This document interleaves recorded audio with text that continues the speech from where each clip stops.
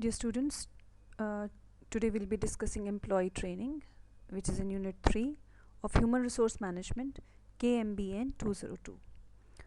So, once your employee has been recruited and selected in with the organization, then after a certain period of time there could be evaluation which might lead to requirement of upgradation of skills. And even if it is not evaluation but upgradation of skills is required at every point, at every stage and phase of the organization, in order to keep your skills upgraded in the organization and updated with the changing scenario of the organization.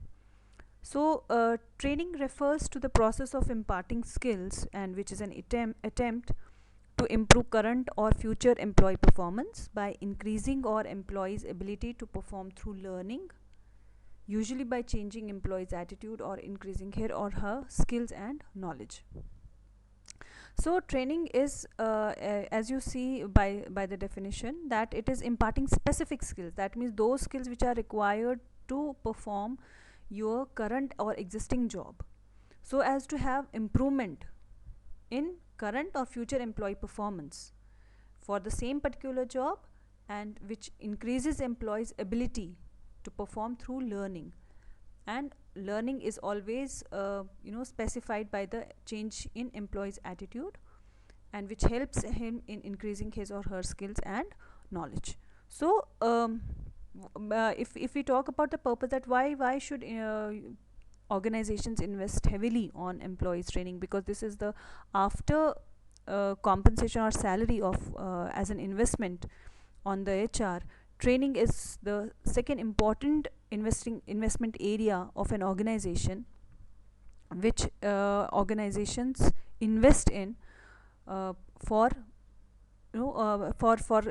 keeping themselves in the market, and for to have an competitive advantage in the organization, in the market. So, purpose is to basically improve the quality of workforce. Why they want to improve the quality of workforce? Because every organization wants to have a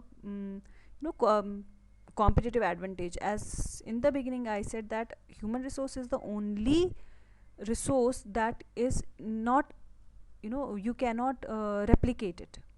No organization can replicate or copy your human resources. So they are the unique set of skills which your organization is having. So therefore, organization must upgrade and update skills of the employee workforce in an organization. And it also helps in enhancing employee growth, and it prevents obsolescence, because if you are not upgraded, if organization does not upgrade the skills of of workforce in an organization, then it might not keep pace with the required skills of the organization, so as to face the challenge of within the market. And then assisting newcomer, which is also known as induction. So it is the basic you can say training type, which is given to the employee upon joining the organization. And then bridging the gap between planning and implementation. This is basically after you are evaluating employees performance and you find out the gap, so that gap has to be bridged up by the training and development. So new candidates who join an organization, they are also given training so as to make them familiar with the organization mission, vision and working conditions. And why existing employees are trained? So as to refresh and enhance their own knowledge, and if there are any updations and amendments which are taking place in technology training, so training helps them to cope up with the changes which are there in the organization and the market.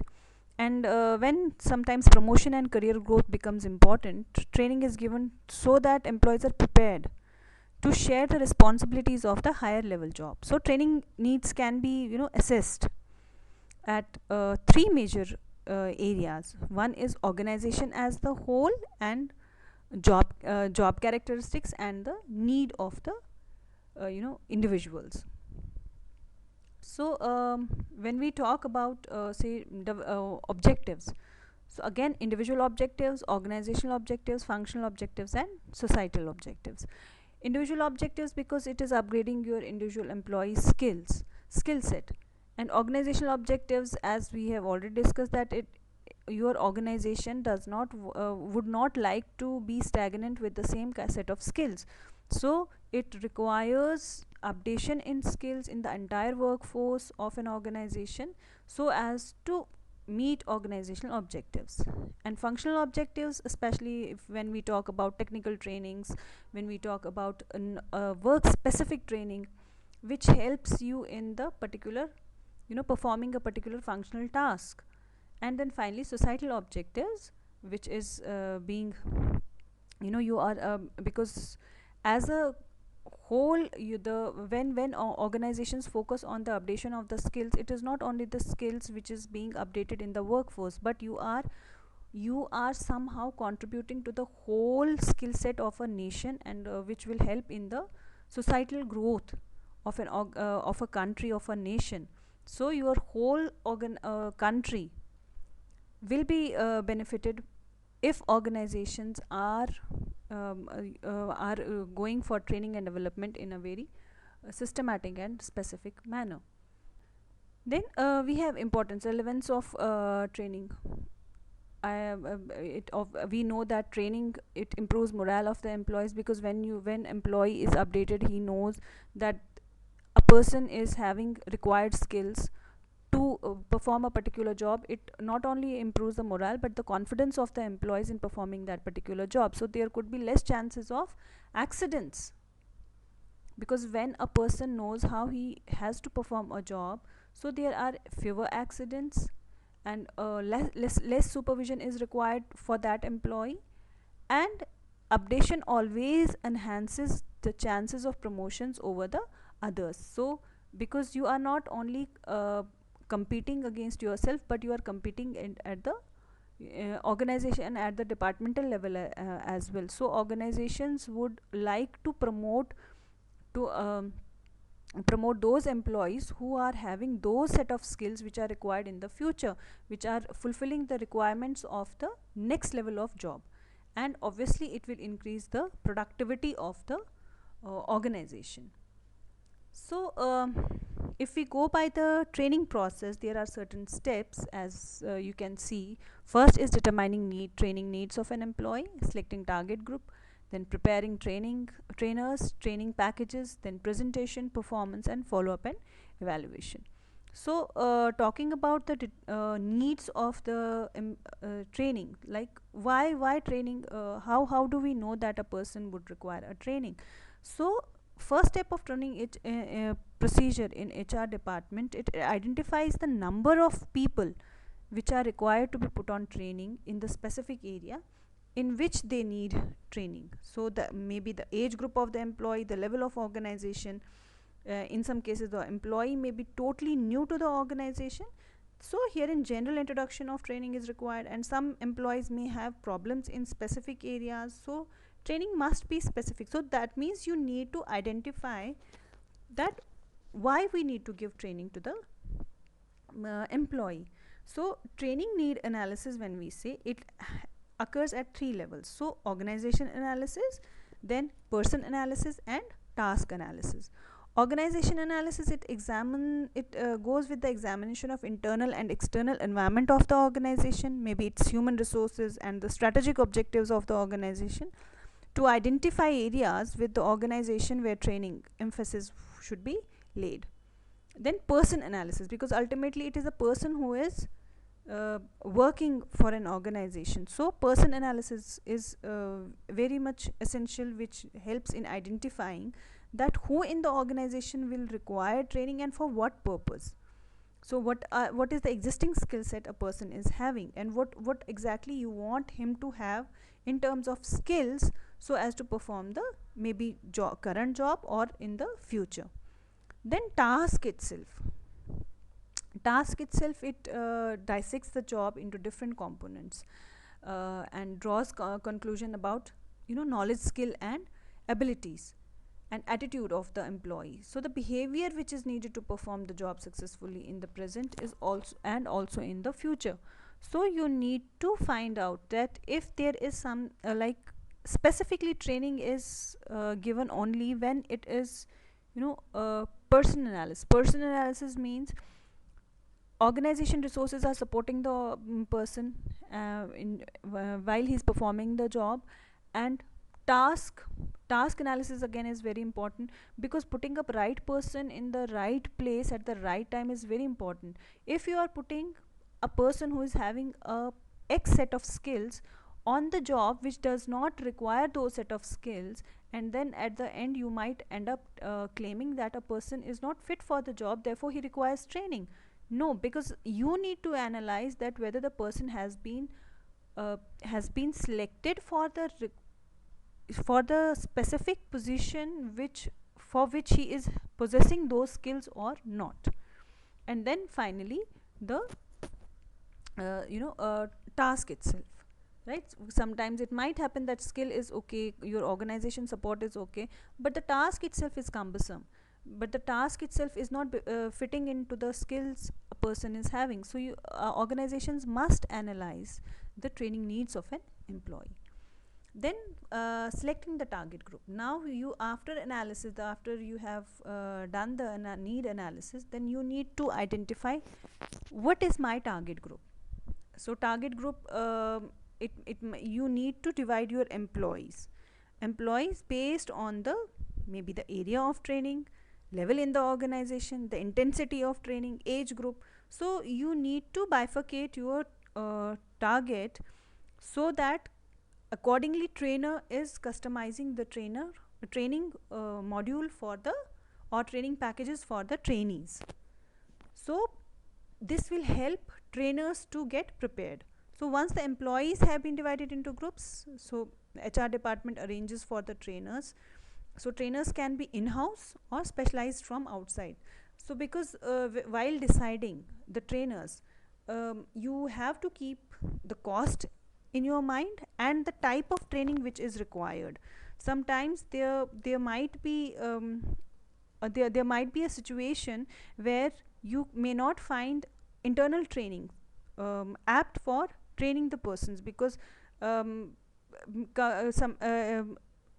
because of maybe departmental conflict, because of the interpersonal conflicts, because of a comfort zone, people might not be ready to accept a person as a trainer. And sometimes it so happens that you do not have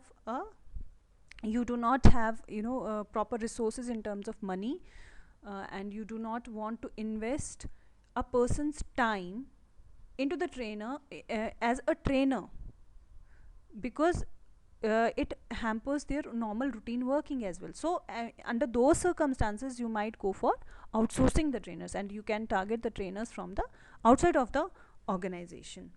So trainer has to be given details by HR departments in the for example, the number of people who will be trained in a group, their age, their level of organization, their experiences, and what exactly is expected from the training. That means the result which is desired at the end of the training.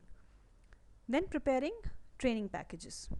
So based on the information provided by the trainers, they prepare entire training schedule, that is the number of days which are required, number of sessions each day, topics to be handled each day, depth to which a trainer has to go on the particular subject, the methodology of the each session, then maybe the if there are any tests or quizzes or any role plays, whatever is the pedagogy of the trainer.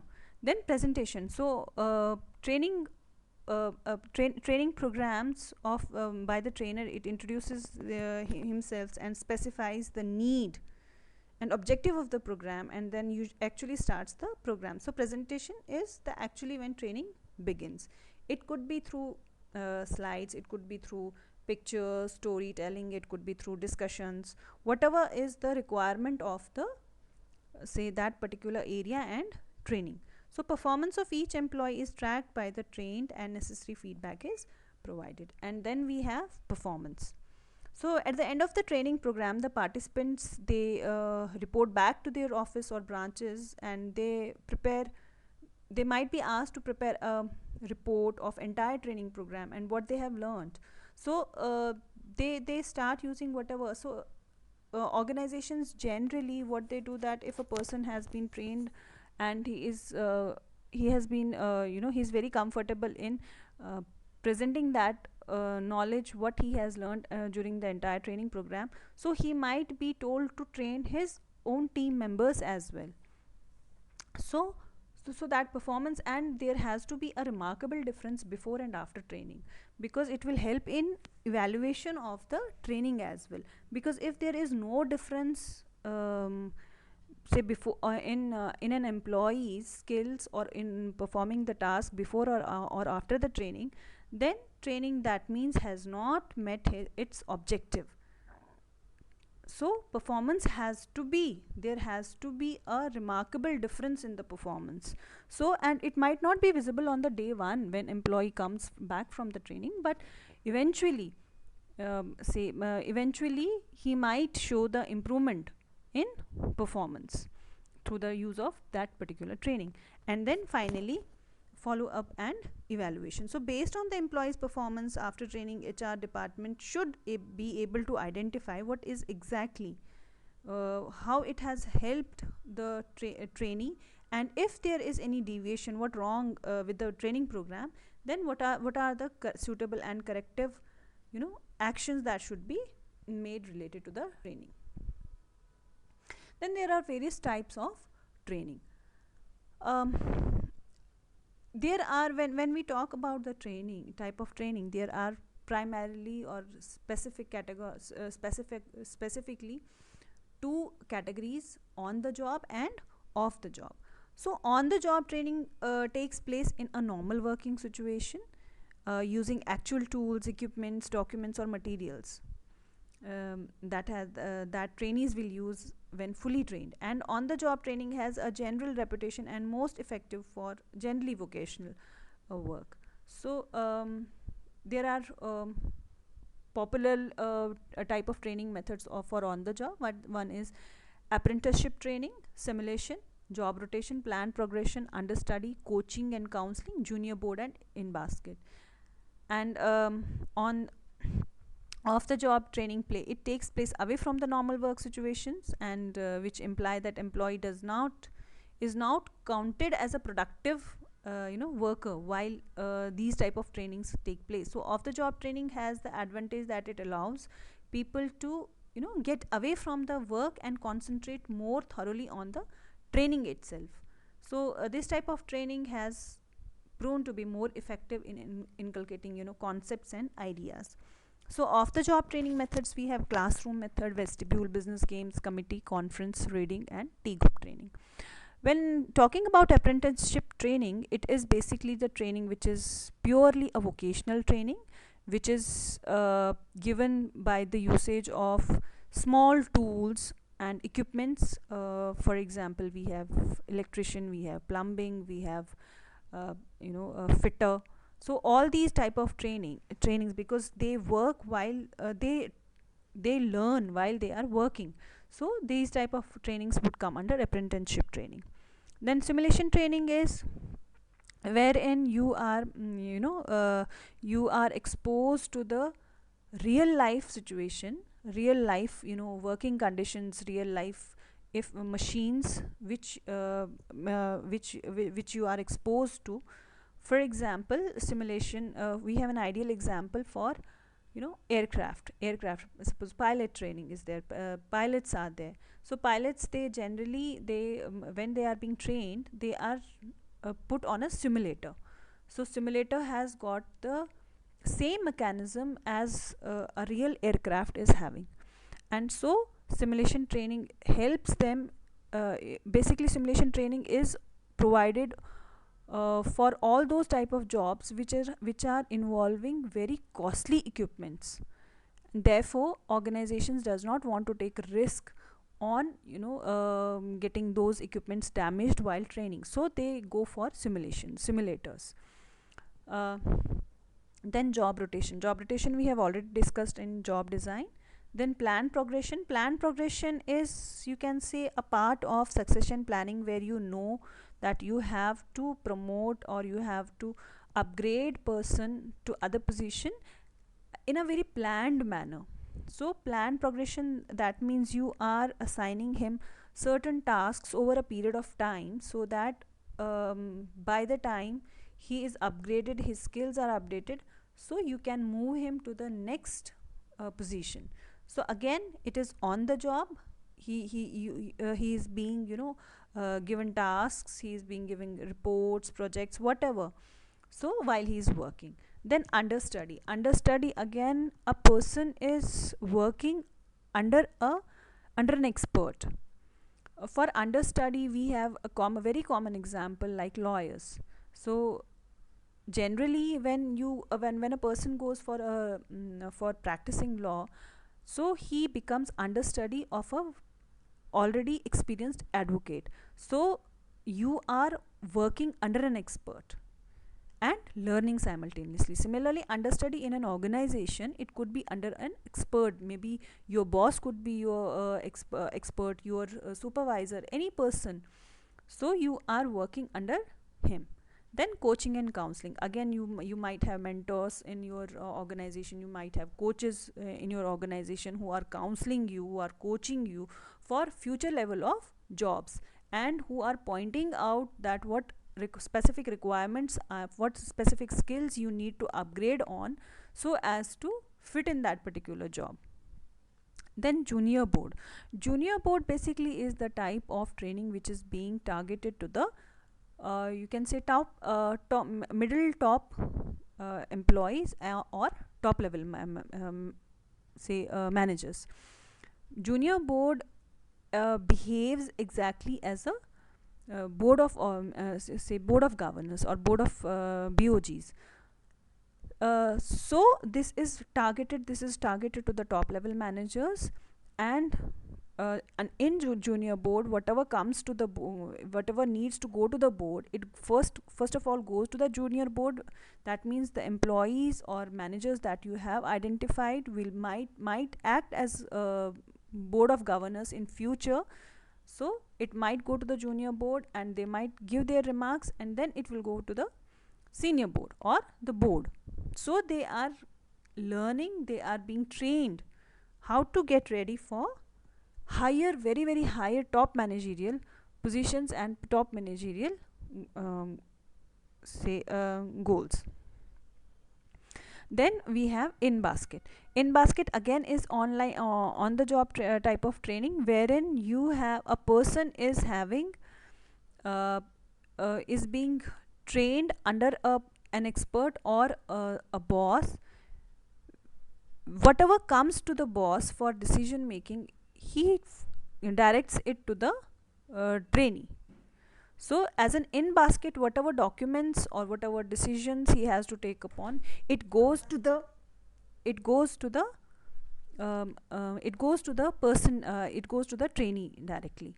And then he gives his recommendation, he gives his viewpoint, and is being checked and referred by the and is being checked by the, say, expert boss. So in the process, a person gets trained on how to handle things and how to give decisions and remarks on other various aspects of the job. Then we have off the job training. So off the job is classroom method is the most and popular method for off the job training, wherein you are a classroom study is you are totally out of your premises, and you are subjected to the lectures, you are subjected to the particular course, and a lecture method of training is operated in classroom method. Then vestibule is almost as good as your simulation training. The only difference between vestibule and simulation is that vestibule is outside the organization, simulation is on the job, vestibule is off the job. And vestibule, again, it replicates your real life situation, or real life maybe areas of working. For example, the best and the ideal example is defense training. They have their own, they have got their training camps which replicate the actual, say, difficulties, the actual, say, challenges there that an a defense person might face when he's actually in war. Then business games.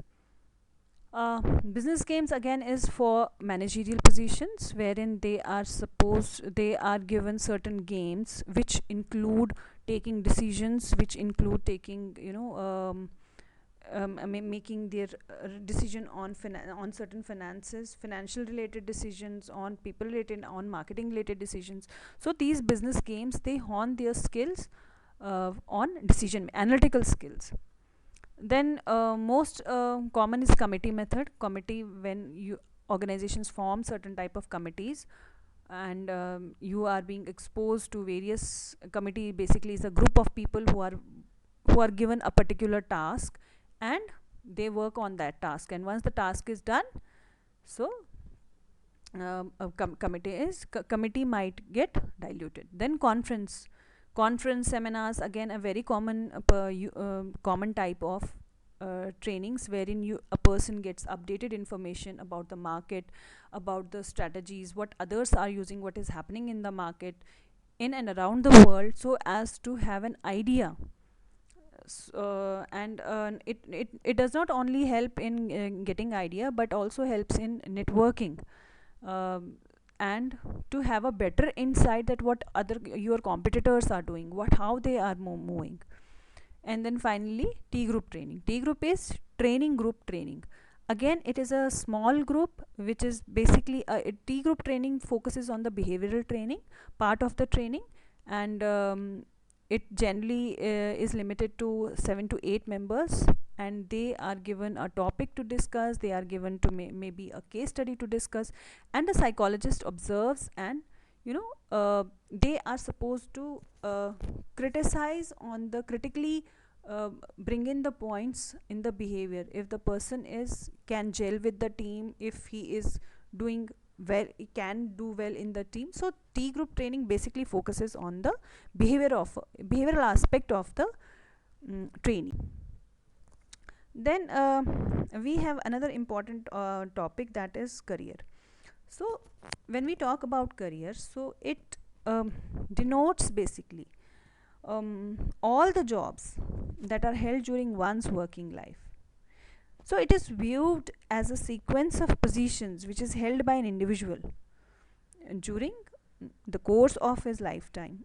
That means if I ask you what is your career, so if you say that I'm going to be a, say, marketing manager, I want to be a product manager, so all the activities which might help you in achieving that particular goal will be defined as your career.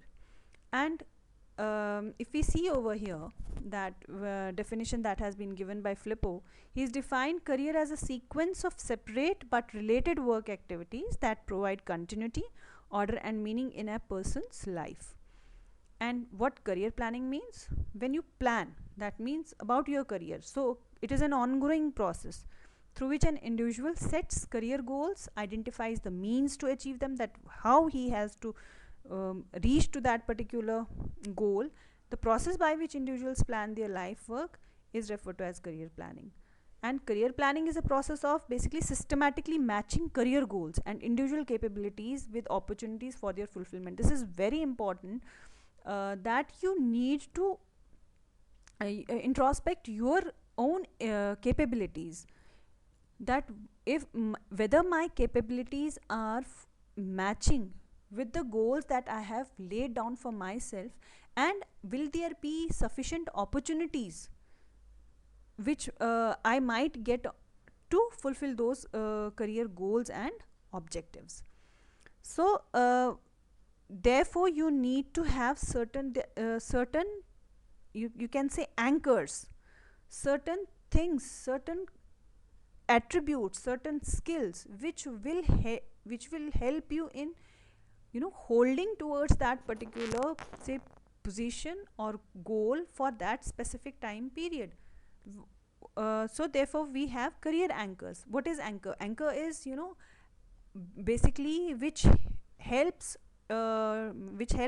ship to be placed in that particular show. So similarly, career anchors, they denotes those basic drives that create urge to take up certain type of career, and those competencies which help you in stabilizing and getting sticked to that particular objective for a specific period of time. It could be your managerial competence, it could be technical competence, it could be security, your creativity, your autonomy as a career anchor, which might help you in holding that position. So managerial competence might drive to seek managerial positions. So technical competence, it will help you in seeking career choices which is based on technical or functional content of the work. And security, when you are you want to maintain that job security, maybe a decent income and a stable future. So these type of people will generally go for the government jobs. Then creativity, you want to have your career in creativity. For example, you want to be, so those people will excel in advertising, they will go for innovations and R&D. So these type of, and creativity, they might go for entrepreneur, or also even entrepreneurs are having creativity and autonomy as their career anchors. So career planning, if we talk about say it is a process basically, and obviously it is an upward movement, and there has to be mutuality of interest which will help which will serve his needs and aspirations to be met to a greater extent in the organization's interest. That means mutuality of interest has to be there as an individual and as an organization, there has to be. And then it is a dynamic, because career planning is dynamic nature, due to you cannot have a stable career, you cannot have one defined specific career choice, because your market seems to be changing, and as you grow, your decision making, your ability to see things in a very different manner might impact your career goals and objectives. So there are certain steps in career planning process.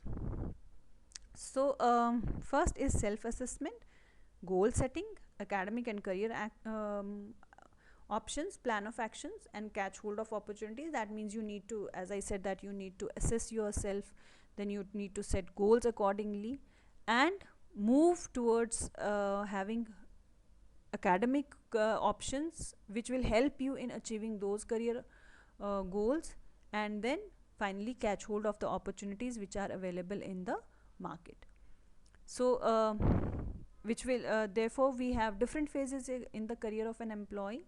Exploration, wherein a person is exploring, then establishment stage, accordingly exploration, in under exploration a person is exploring various opportunities which are being which are there in the market, and establishment stage, he is upgrading and matching his skills to the opportunities which are present in the market. Then mid career stage, a person is becoming expert, he is upgrading his skills, and is not very does not, now he is not very you can say he is not very career conscious as he was in during the initial phases of his career. So mid career is giving now a bit of stability to a person's career. Then late career, when person has got is working as an expert, has got a good career and is satisfied with whatever he is going, and now he is moving towards the retirement or decline stage. Then we have another important topic, which is performance appraisal. Performance appraisal is a systematic and periodic and impartial rating of an employee's excellence in the matters pertaining to his present job and potential for a better. Simply, performance appraisal is evaluating employees' performance against the standards that have been laid down. So objectives, what are the objectives of performance appraisal? Performance appraisal basically is targeting towards, the first important is salary increase, obviously. promotion because a person does not want to have a stagnant career. Then training and development, it identifies gaps, so those gaps will lead to training and development. Feedback, it gives feedback to the employee whether he is working up to the expectation of the organization or not. And it also creates pressure on the employees to excel better and better, and to, because there is competition, a healthy it gives rise to the healthy competition in an organization. So therefore it lays down a pressure on the employees to perform much better. So there is important relevance of performance appraisal. It pays personal attention, it gives feedback, it helps in laying down the career path, and it helps in making employee accountable to the job whatever he is doing, and communicate divisional and company. We have traditional methods: ranking, paired, grading, forced distribution, forced choice, checklist, critical graphic essay method, field review method. Then MBO, behavioral anchor rating scales, assessment center, 360-degree, and cost accounting method. So it starts from qualitative method towards the quantitative method. And traditional methods, they were they were full of biasnesses, especially ranking, paired, comparison. And forced distribution method is one of the method wherein which is exerting too much of pressure on the employees, wherein you need to identify people who are excelling very well and who are not doing very well. So which also is also known as rank and yank method. Then we'll focus more on modern methods, which is management by objectives, behavioral anchor rating scales, assessment sector, and 360-degree. MBO is the most popular method which is being used by the modern day organization, because it is management by objectives, wherein it is giving a fair chance to the employee to set up his goals under the supervision of his leader or say boss. They both together set the goals, and employee is free to set out his target and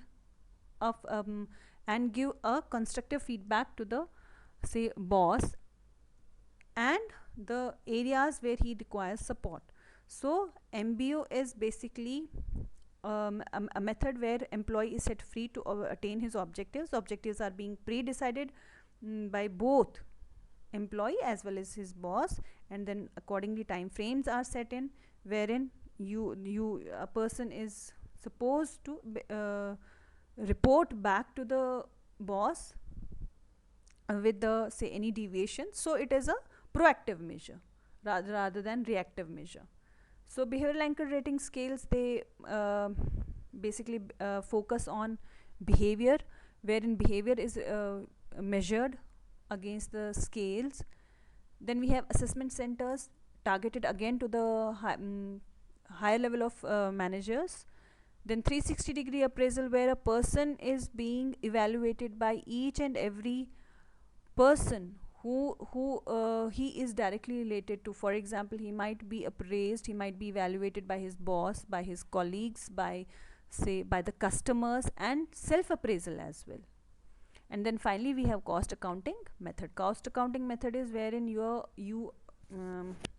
it is being reflected in the book of accounts that input and output ratio, what is return on investment of an employee.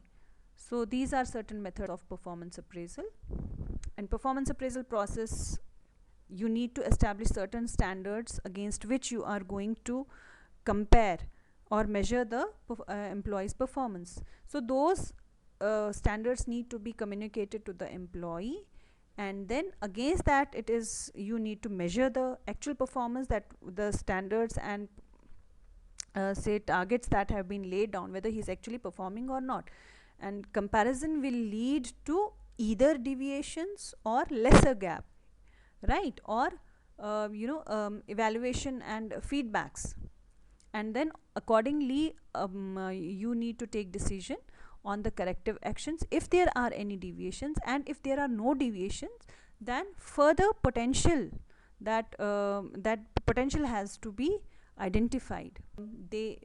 Under this, you are segregating a particular job into, you are bifurcating job into different factors under factor comparison, and against each factor you are putting up a, you are then against each factor you are comparing that particular job. So point factor is a bit enhanced from the factor comparison, because under point factor you are dividing job into categories, then those categories are further divided into subcategories, then every subcategory is given a particular weight, and that weight then is summed up, and already pre-decided scale for salary is being evaluated against all those particular jobs. So that means a scale is being set by through this point ranking method. We have already discussed it in the class with examples, so I'm just giving you a brief so that you can reiterate what we have already discussed in the class. Thank you.